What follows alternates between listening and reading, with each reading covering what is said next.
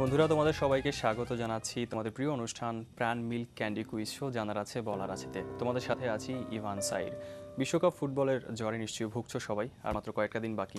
যে মাঠগুলোতে খেলা হবে সেই মাঠের ভিতরে একটি মাঠ অ্যারেনা পেন্টানাল। সেই মাঠটি সম্পর্কে কিছু তথ্য শুরুতেই তোমাদেরকে জানাবো। ব্রাজিলের মাতো গ্রাসো প্রদেশের কুইবা শহরে অ্যারেনা পেন্টানাল মাঠটি অবস্থিত। মাঠ তৈরির সময় বিবেচনায় রাখা হয়েছে প্রাকৃতিক ভারসাম্য যেন কোনোভাবেই বিনষ্ট না হয়।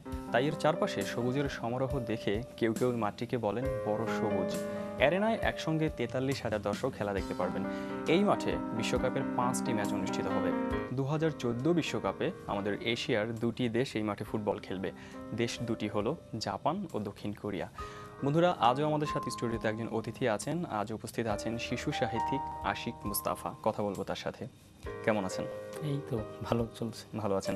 আপনাকে শুরুতে স্বাগত জানাচ্ছি আমাদের স্টুডিওতে। এবং সামনে ফুটবল খেলাও শুরু হয়ে গেছে। কোন দলে সাপোর্ট করছেন? অলওয়েজ আর্জেন্টিনা সাপোর্ট করি। Argentina, okay. And my team Brazil. যে কথা বলছিলাম, শিশু সাহিত্যিক আমরা বলতে পারি যে এটা চমৎকার বিষয় এটা। কিন্তু শুরুতে আমার জানতে চাওয়া আসলে সাহিত্যের প্রতি আকর্ষণটা আপনার কিভাবে হলো?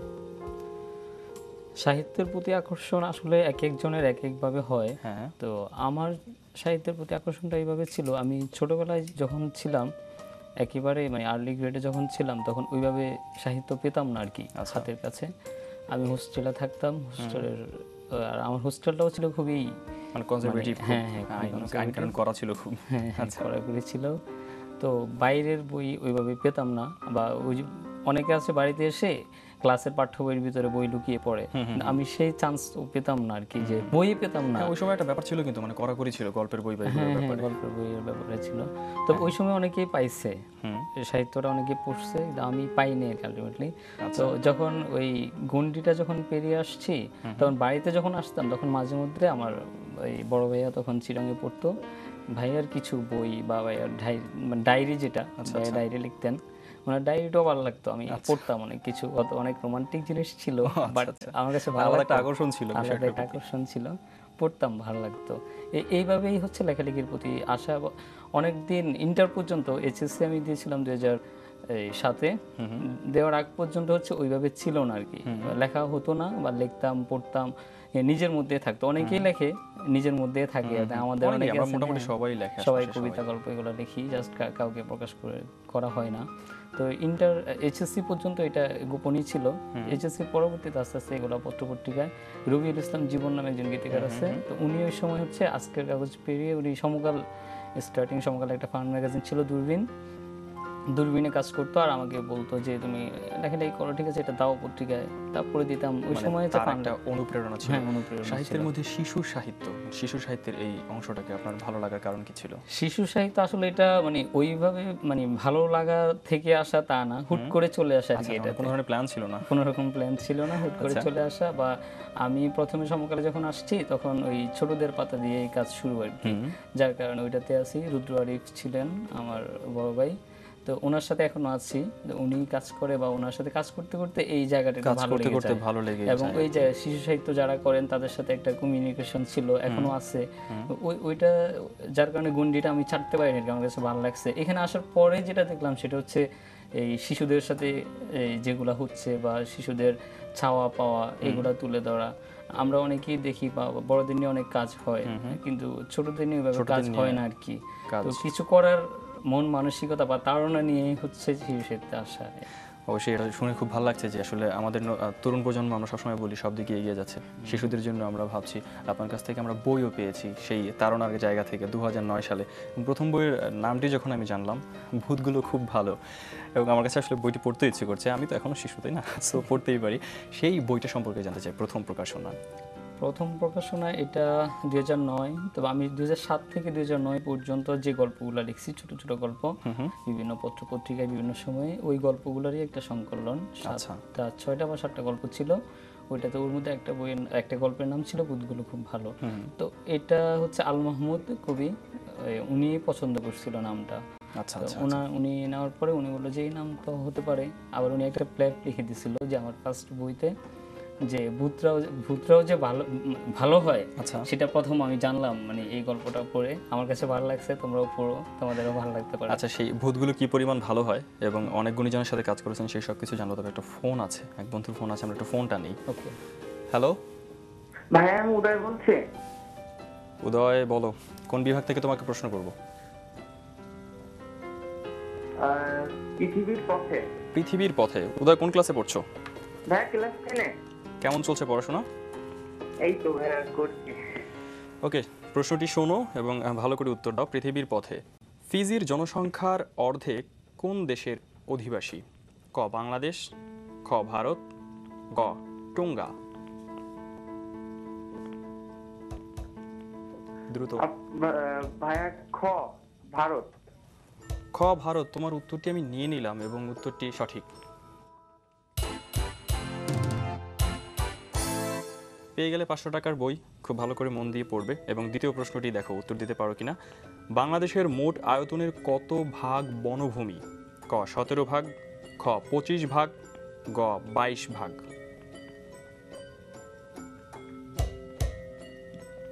সময় চলে যাচ্ছে উদয়। ভাইয়া ক 17 ভাগ। ক 17 ভাগ, তোমার উত্তরটি নিলাম এবং উত্তরটি সঠিক। 500 1000 টাকার বই পেলে, অভিনন্দন তোমাকে। বলো তৃতীয় প্রশ্ন কি করব তোমাকে? জি ভাইয়া খেলবো। তুমি কি নিয়মটি জানো? হ্যাঁ ভাইয়া। ওকে, ঠিক আছে। তৃতীয় প্রশ্নটি হচ্ছে, লিবিয়া আগে কোন দেশের উপনিবেশ ছিল? ক ফ্রান্স, খ ইতালি, গ স্পেন।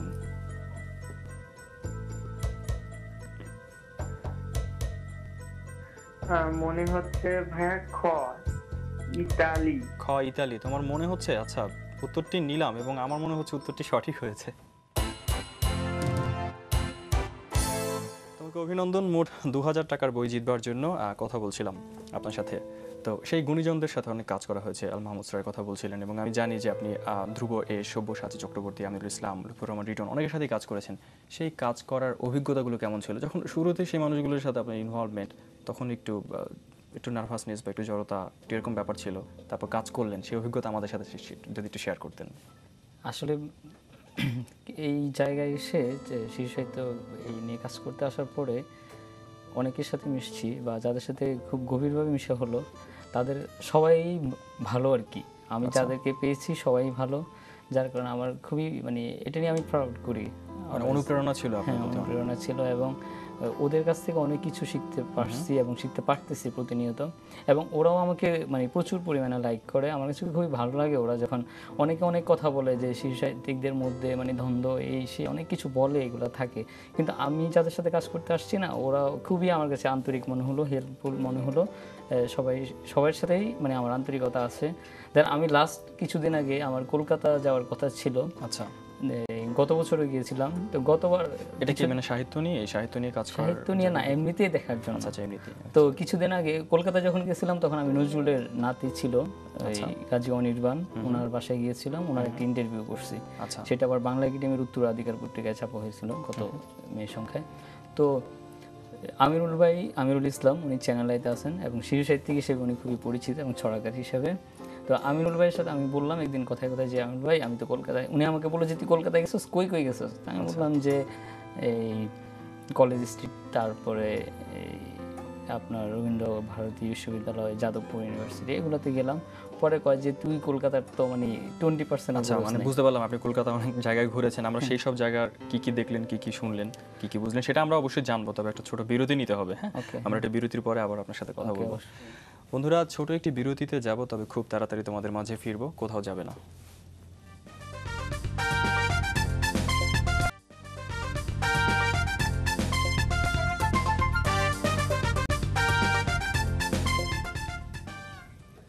বন্ধুরা, আরও একটিবার তোমাদেরকে স্বাগত জানাচ্ছি তোমাদের প্রিয় অনুষ্ঠান প্রাণ মিল ক্যান্ডি কুইজ শো, জানার আছে বলার আছেতে।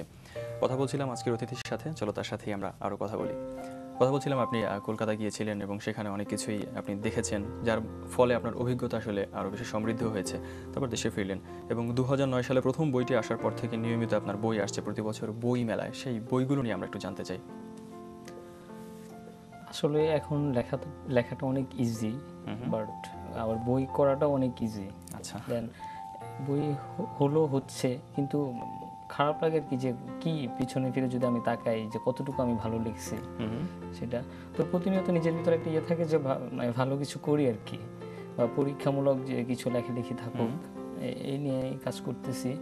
এবারও বের হলো 3টা বই, এর মধ্যে একটা কিশোর উপন্যাস, এটা ছোট্ট একটা মা, লাস্ট এটা খুবই হাবিবুর রহমান সাহিত্য পুরস্কার পেল। আচ্ছা আচ্ছা, আনিসুল হক অভিনন্দন আপনাকে। হ্যাঁ, থ্যাংক ইউ। তারপরে আর আরেকটা বই আমি যেটা করছি সেটা হচ্ছে, একবার আমাদের না আর্লি গ্রেডের বাচ্চাদের জন্য ওইভাবে বই হয় না। আচ্ছা, আমরা যখন বাইরের দেশে দেখি 6+, 7+, 8+, বাচ্চাদের এজ লিমিটেশন দিয়ে বই লেখা হয়, আচ্ছা, এবং ওদের ওই কথাগুলো ওই এজে তারা যতটুকু ক্যাপচার করতে পারবে ততটুকু ওদেরকে দেওয়া মানে হয়। যার যেটা বয়স তার বয়স অনুসারে তার মেধা যতটুকু নিতে পারবে সেইভাবেই আসলে বইটা ডিজাইন করা। হ্যাঁ হ্যাঁ, আবার আমাদের আর্লি গ্রেডের বাচ্চাদের যে ভোকাবুলারি অ্যাবিলিটি, ওরা যা জানে, তো ওইটার উপর ডিপেন্ড করে লিখলে না ওরা নিজেরাই পড়তে পারে। আচ্ছা, তো আমি এবার ওইরকম একটা বই লিখছি, সেটা হচ্ছে ছবিটাকে প্রাধান্য দিয়ে 16 লাইনে গল্প শেষ, 16 লাইনে বই শেষ। আর আমি এটাতে মানে উইদাউট যুক্তাক্ষর, একটা যুক্তাক্ষর আমি ইউজ করি নাই, যেন একবার আর্লি গ্রেডের বাচ্চারা সহজ ওয়ার্ড যেগুলো তাদের পরিচিত যে ওয়ার্ডগুলো ওইগুলা পড়ে তারা যেন নিজেরাই বানান করে পড়তে তার পারে। নিজের জন্য পড়তে পারে। চমৎকার প্রচেষ্টা, এবং আপনার প্রতি আসলে এটাও আর একটা নতুন উদ্যোগ এবং শুভকামনা। এই পথে আরো এরকম বই আমরা একটা ফোন নিয়ে আসি। ফোনে একজন বন্ধু আছে। হ্যালো হ্যালো ভাই, আমি বর্ষা। বর্ষা, হ্যাঁ কেমন আছো বর্ষা? বলো কোন বিভাগ থেকে তোমাকে প্রশ্ন করব। ভাই, পৃথিবীর পথে। পৃথিবীর পথে। বর্ষা কোন ক্লাসে পড়ছো? ক্লাস 10। ক্লাস 10। দেখি তুমি পৃথিবীর পথে প্রশ্নগুলোর কেমন উত্তর দাও। লিবিয়ার রাজধানীর নাম কি? ক ত্রিপোলি, খ লুসাকা, গ হারারে। হ্যাঁ, ক ত্রিপলি। ক ত্রিপোলি উত্তরটি নিলাম, উত্তরটি সঠিক। অভিনন্দন বর্ষা, 500 টাকার বই জিতবার জন্য। তৃতীয় প্রশ্নটি ভালো করে শোনো এবং উত্তর দাও। আফ্রিকার দ্বিতীয় বৃহত্তম রাষ্ট্রের নাম কি? ক আলজেরিয়া, খ মিশর, গ মোজাম্বিক। ভাই, ক আলজেরিয়া। ক আলজেরিয়া উত্তরটি নিলাম, এবং উত্তরটি তো সঠিক দিয়ে ফেললে তুমি। 500 1000 টাকার বইয়ের জন্য তোমাকে অভিনন্দন। বলো বর্ষা, তোমাকে তৃতীয় প্রশ্ন কি করব? না ভাইয়া। করব না?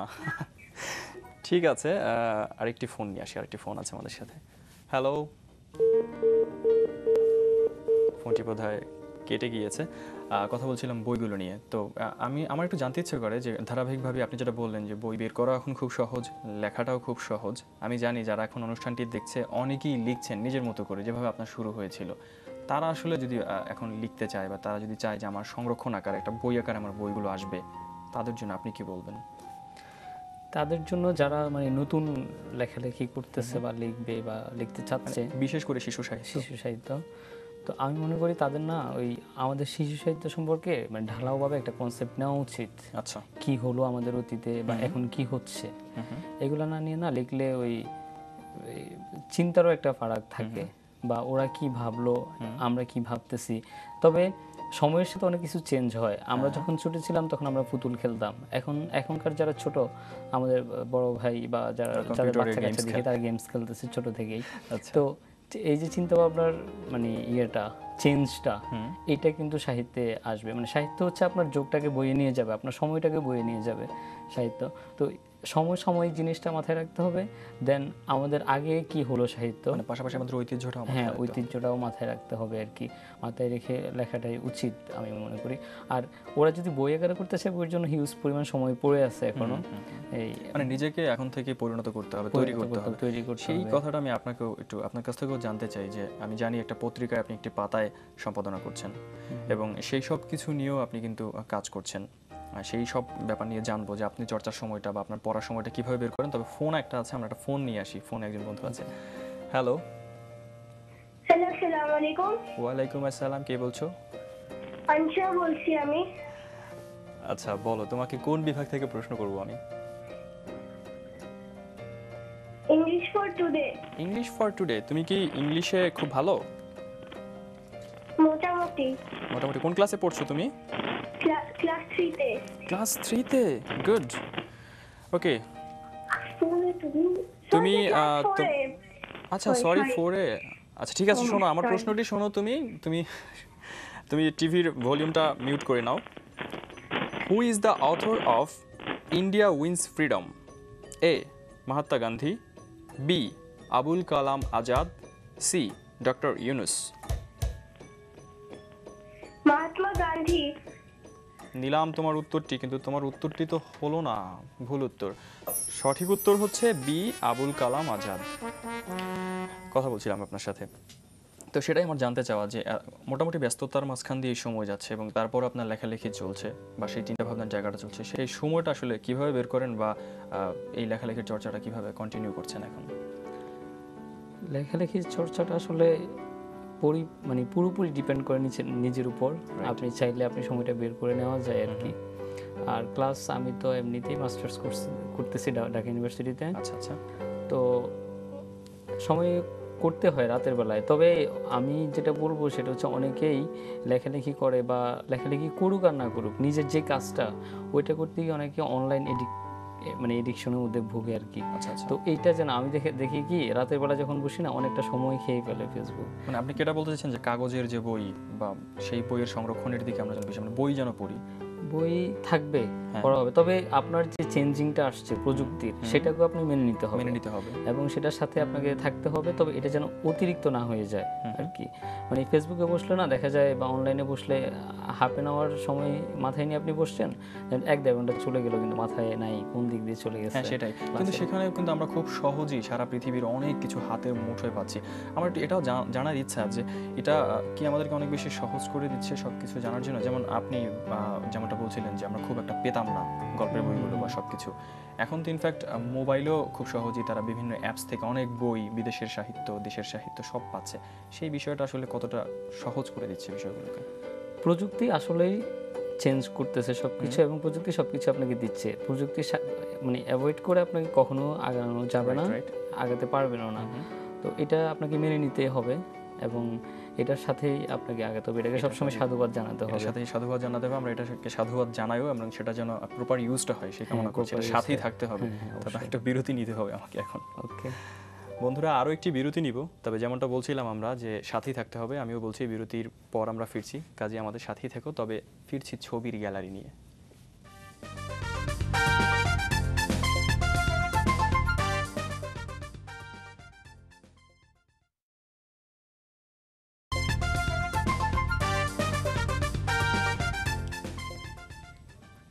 বন্ধুরা, কথা রেখেছি, আবারও ফিরে এসেছি তোমাদের প্রিয় অনুষ্ঠান প্রাণ মিল্ক ক্যান্ডি কুইজ শো, জানার আছে বলার আছেতে, এবং আবারও কথা রাখবো। এখন শুরু হবে ছবির গ্যালারি। আমাদের সাথে ফোনে কে আছে একটু জানতে চাই। হ্যালো, কি নামটা বললে বুঝিনি? ওকে, কেমন আছো? ভালো আছি ভাই, আপনি ভালো আছেন? এই তো ভালো আছি। দেখো ছবিটি, দেখো ছবির গ্যালারি। খেলছো তুমি। ব্রাজিলের এই ফুটবলারের নাম বলো। অস্কার, খ ফ্রেড, গ ড্যানিয়েল আলভেজ। ভাইয়া এটা ভাইয়া অপশন গ, ড্যানিয়েল আলভেজ। Daniel Alves. আমার মনে হয় তুমি উত্তরটি সঠিক দাওনি, ভুল দিয়েছো। সঠিক উত্তর হচ্ছে অস্কার। ধন্যবাদ তোমাকে। আরেকটি ফোন আছে, আমরা ফোনটা একটু নিয়ে নিই। হ্যালো, হ্যালো, কে বলছো? আমি নাসির, নাসির। কোন ক্লাসে পড়ছো তুমি? ক্লাস 4-এ। বলো কোন বিভাগ থেকে তোমাকে প্রশ্ন করব। নাসির, কোন বিভাগ থেকে তোমাকে প্রশ্ন করব? ইতিহাস ও ইতিহাস। ইতিহাস ও ইতিহাস। আচ্ছা নাসির, ঠিক আছে, চলো প্রশ্নটি দেখো। মহাফেজখানায় সংরক্ষিত থাকে ক মুদ্রা, খ ইতিহাস, গ দলিল। কোনটি? ইতিহাস। ইতিহাস। তোমার উত্তরটি নিলাম, কিন্তু হয়নি তো ভাইয়া। সঠিক উত্তর হচ্ছে গ দলিল। আচ্ছা, আমরা কথা বলছিলাম আপনার সাথে, আবারও কথায় আসি। যখন শিশু সাহিত্য শুরু করলেন এবং আপনার কথার মাধ্যমে জেনেছি মানে খুব একটা ওরকম প্ল্যান ছিল না, আগ্রহটা ছিল, পরে সেই আগ্রহটাও আপনি আবিষ্কার করেছেন। পরবর্তীকালে এসে আসলে কাদের লেখা পড়ে অনেক বেশি অনুপ্রাণিত হয়েছেন বা ইচ্ছে করেছে আমিও ভালো কিছু করি? পুরনো লেখাগুলো পড়ে অনুপ্রাণিত বেশি, আর সমসাময়িক যে লেখাগুলো আমরা পত্রপত্রিকা দেখি এগুলাই পড়ছি, এগুলো পড়েই অনুপ্রাণিত আর কি। বর্তমান সময়ে শিশু সাহিত্যের মানে আপনার কাছে কি মনে হয় আমরা কতটুকু এগিয়েছি, বা বর্তমান সময়ে শিশু সাহিত্যের ঠিক রিয়েল পিকচারটা কি? শিশু সাহিত্যের রিয়েল পিকচার অনেক ভালো আমি মনে করি। মাঝখানে হয়তো কিছুটা ইয়ে ছিল, আসলে সময়ে সময়ে সব কিছু চেঞ্জ হয় এবং সব সময় কাজ হয়। হয়তো কোনো একটা সময় ওভার ভালো হয়, কোনো একটা সময় কিছুটা ঢিলে তালে হয়। হ্যাঁ, তো হচ্ছে আর কি, আমাদের শিশু সাহিত্যের কাজ এখনো হচ্ছে এবং সেটা আরো ভালো হওয়া উচিত, সেটাও হবে। আপনার কাছে একটি জিনিস আমি জানতে চাই, সেটা হচ্ছে অনেক গুণী মানুষের সাথে কাজ করেছেন, অনেকের অনেক অনুপ্রেরণা পেয়েছেন, যেটা আপনি বললেন। মাঝে মাঝে সমালোচনার শিকার হতে হয় না, মানে বন্ধুদের বা সহকর্মীদের বা সেই সব মানুষের কাছ থেকে, সেটাকে কিভাবে দেখেন? সমালোচনার শিকারটা আমি মনে করি সমালোচনাটা যদি সামনাসামনি করে সেটা খুবই ভালো লাগে। আচ্ছা, আমি এই যে ছোট্ট একটা মা, সেটা এবারে 2014 বইমেলাতে বের হলো, তো সেটাতে যে অ্যাওয়ার্ডটা পেলাম, তো আলোচনার জায়গায় বইয়ের আলোচনা থেকে সেখানে সুজন বড়ুয়া শিশু সাহিত্যিক একজন, উনি এটা নিয়ে আলোচনা করলো। আলোচনার ভিতরে আমার একটা ইনফরমেশন ভুল ছিল বইটার মধ্যে, তিনি সেটা ধরে দিল আমাকে যে এটা তোমার সম্ভবত ইয়ে ছিল, মানে শুধরে নেওয়া যাবে, হ্যাঁ, শুধরে নেওয়া। গঠনমূলক এটা সমালোচনা আমার হলে। কাছে খুবই পজিটিভ মনে হলো এবং এটা খুবই ভালো লাগে আর কি। আর আরেকটা ছোট পিচ্ছি আমাকে ফোন করলো গত 2013 বই মেলায়। আমার একটা বই বেরিয়েছিল আড্ডাবাজ ফার্স্ট গার্লস, তো সেটাতে কিছুটা ইলাস্ট্রেশন ছিল ভিতরে, উত্তম সেন, মাসুক হেলাল, তারপরে মামুন হোসেন, ওরা আঁকছি ভিতরে। তো ইলাস্ট্রেশনগুলো সে আমাকে ফোন করে কয় কি, আচ্ছা ওই বইটা তুমি লিখেছো? আমি বললাম যে হ্যাঁ আমি লিখেছি। ওইটার ভিতর লাস্ট ছবিটা না উল্টো। আচ্ছা, সেই ছবিটা নিয়ে জানলাম এই যে সচেতন, সবাই অনেক বেশি সচেতন না। আপনি ফোন করার কথা বলছিলেন, ফোনে একজন বন্ধু আছে, আমি একটা ফোন নিয়ে আসি, দেখি আমাকে কে ফোন করলো। হ্যালো, হ্যালো, কে বলছো তুমি? আমি রুকায়া পায়েল। আচ্ছা বলো, তোমাকে কোন বিভাগ থেকে প্রশ্ন করব পায়েল? আমাকে আমাকে গাণিতিক যুক্তি থেকে প্রশ্ন তোমাকে আমি করব, যদি তুমি টিভির ভলিউমটাকে মিউট করে নাও তাহলে। ঠিক আছে, তোমার জন্য প্রথম প্রশ্ন, বেলা 6টায় ঘড়ির কাঁটা ও মিনিটের কাঁটা কত ডিগ্রি কোণ উৎপন্ন করে? ক 90 ডিগ্রি, খ 120 ডিগ্রি, গ 180 ডিগ্রি।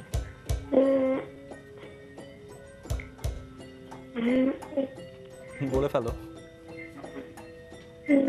90 ডিগ্রি। 90 ডিগ্রি, কিন্তু উত্তরটি তো হয়নি। সঠিক উত্তর হচ্ছে গ 180 ডিগ্রি। আচ্ছা, যে কথা বলছিলাম ছবিটা উল্টো ছিল, এরকম গঠনমূলক সমালোচনা হওয়াটাই ভালো। আপনার বই নিয়ে কথা বলতে চাই। 2009-এ প্রথম যে বইটি এলো, এরপর থেকে ধারাবাহিকভাবে বই আসছে এবং আমরা ইনশাল্লাহ আশাও করছি সামনে কন্টিনিউয়াসলি আপনার কাছ থেকে আমরা বই পাবো। সেই বইগুলো নিয়ে একটু শুনতে চাই। বই নিয়ে আসছে এবং আসতেছে, আশা করি। মানে এখন যেটা চিন্তা করি, আগে এক সময় চিন্তা করতাম যে লেখাটা হলেই হলো, এখন অনেক কিছু ভেবে লেখার ট্রাই করি। দেন নেক্সট বই বের হবে, কিন্তু বইটা চাইবো আর কি যেন ভালো একটা কিছু দিতে পারি। আর যে বইগুলো বের হয়েছে এগুলো তো সব কিছু যে মানে ভালো তা না, তবে আমি যেটা লিখেছি বা আমার দেখা, আমার জানার জায়গা থেকে ছোটদের ভালো লাগলে হয় আর কি। ওরা ওদের মতো করে যদি আমি ওদের মনের কথাটা বলতে পারি, আসলে বড়রা কি বললো না বললো তার চেয়ে বড় জিনিস হচ্ছে ছোটরা, তাদের যে সমালোচনাটা না, ওইটা মানে বড়দের চেয়ে মারাত্মক। ওরা একবার ঠিক এখানে একটা কথা আপনাকে আমি আসলে আপনার কাছ থেকে জানতে চাই। আপনি একটি পত্রিকায় একটি ছোটদেরই পাতা সম্পাদনা করেন, সেই সাংবাদিক জীবন কেমন এনজয় করছেন, বা সেটা আপনাকে কতখানি সাহায্য করে এই কাজের জন্য? সাংবাদিক জীবন এটাও আলাদা একটা জগৎ এবং এটা খুবই ভালো। সেখানে তো আপনার মনে হয় ছোটদের পাতা, যেহেতু ছোটদের সাথে সরাসরি একটা ইন্টারাকশন হয়, ইন্টারাকশন থাকে এবং অনেক ছোটরা লেখে, ওরা ছবি পাঠায়, ওরা ওদের ভাবনাগুলো ওরা শেয়ার করে। তো আমি দেখছি অনেক সময় অনেক বড়দের চেয়েও ছোটরা অনেক ভালো লেখে, ওদের চিন্তা ভাবনা করে, অনেক ম্যাচিউর চিন্তা ভাবনা। দেখা গেলো যে এখানে আছে ও মহাকাশ নিয়ে ভাবতেছে, আমরা যেটা এলিয়েন নিয়ে সব কিছু নিয়ে ওরা লিখতেছে, অদ্ভুত। মানে তাদের ভাবনাগুলো না, আমি একটা জিনিস দেখতেছি আমার ভাবনা আর ওর ভাবনা মানে পরিপূর্ণ ডিফারেন্ট। তার মানে জায়গাটা অনেক ম্যাচিউর আর কি, বাচ্চাদের খুবই ভালো লাগে, পরিচ্ছন্ন চিন্তা ভাবনা এবং সরাসরি সেই ইন্টারাকশনটা পান আপনি। আপনার কাছে কিছু বইও দেখতে পাচ্ছি, যে বইগুলো এসেছিল, সেই বইগুলো নিয়ে আমরা কিছু শুনতে চাই। আচ্ছা, এটা হচ্ছে আমার ছোট্ট একটা মা, এটা লাস্ট ইয়ার 2014-তে বইমেলাতে আসছিল, এটা নিয়ে একটা অ্যাওয়ার্ড পাইছিলাম। আর এটার পরে আর এটা হচ্ছে লালগোলার পিঁপড়াছানা, এটা এবার আসছিল, এটা একবার আর্লি গ্রেডের চাইল্ডদের জন্য।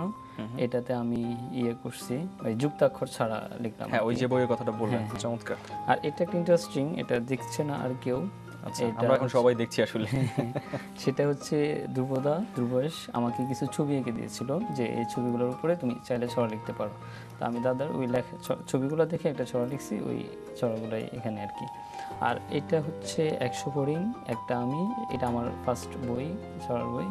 এটা 2009 সালে ঐতিহ্য প্রকাশনী করেছে আর কি। আমরা আরও বই তো পেয়েছি আপনার কাছ থেকে, এবং বইগুলো আসলে দেখেই মনে হচ্ছে চমৎকার সব বই আমরা পেয়েছি, এবং বইগুলো আশা করি সবাই সংগ্রহ করবে। পাশাপাশি আপনার কাছ থেকে আরও বই চাই। তবে কথা বলতে খুবই ভালো লাগছিল, মানে খুবই সময়টা ভালো কাটছিল, কিন্তু সময় তো একেবারেই শেষ, বিদায় তো নিতেই হবে। বাট আপনার জন্য শুভকামনা, এবং আপনাকে অনেক ধন্যবাদ আমাদের মাঝে আজকে এখানে আসার জন্য। আমি বন্ধুদের কাছ থেকে বিদায় নিব। আপনাকেও ধন্যবাদ, সকল শ্রোতা এবং দর্শক তাদেরকেও ধন্যবাদ আমাকে আমন্ত্রণ করার জন্য। শুভকামনা আরও বেশি আপনার প্রতি। বন্ধুরা, কথা বলতে বলতে আজকে আসলে সময় শেষ হয়ে গেল, বাট আমি জানি যে তোমরা অপেক্ষায় থাকবে আমাদের অনুষ্ঠানের জন্য। তবে তোমাদের জন্য একটি দারুণ ঘোষণা আছে। আমি জানি যে বিশ্বকাপ ফুটবল নিয়ে সবাই মোটামুটি সেই উত্তাপে ভুগছো, এবং যেই দলের সাপোর্ট করো, শুভকামনা সেই দলের জন্য। আর সেই বিশ্বকাপ ফুটবল উপলক্ষে আগামী রবিবার থেকে শুধু ফুটবল নিয়ে আমরা প্রশ্ন করব। তার মানে হচ্ছে আমাদের যে নিয়মিত বিভাগগুলো আছে সেই বিভাগগুলো কিন্তু থাকছে না, যেটা আগামী রবিবার থেকে শুরু হবে। তখন নিয়মিত বিভাগের পরিবর্তে যে বিভাগগুলো থাকবে সেগুলোর নাম আমি বলে দিচ্ছি: মাঠের অন্দর বাহির, সেরাদের সেরা, নায়ক অধিনায়ক, ইতিকথা, বিশ্বকাপের কোচ। নিশ্চয়ই বুঝতে পেরেছো, এবং আশা করছি তোমরা তৈরি হয়ে যাবে। আর আজকের মতো টাটা বাই বাই বলতে চাই। অনেক ভালো থাকবে, হাসি খুশি থাকবে, সুস্থ থাকবে। আল্লাহ হাফেজ।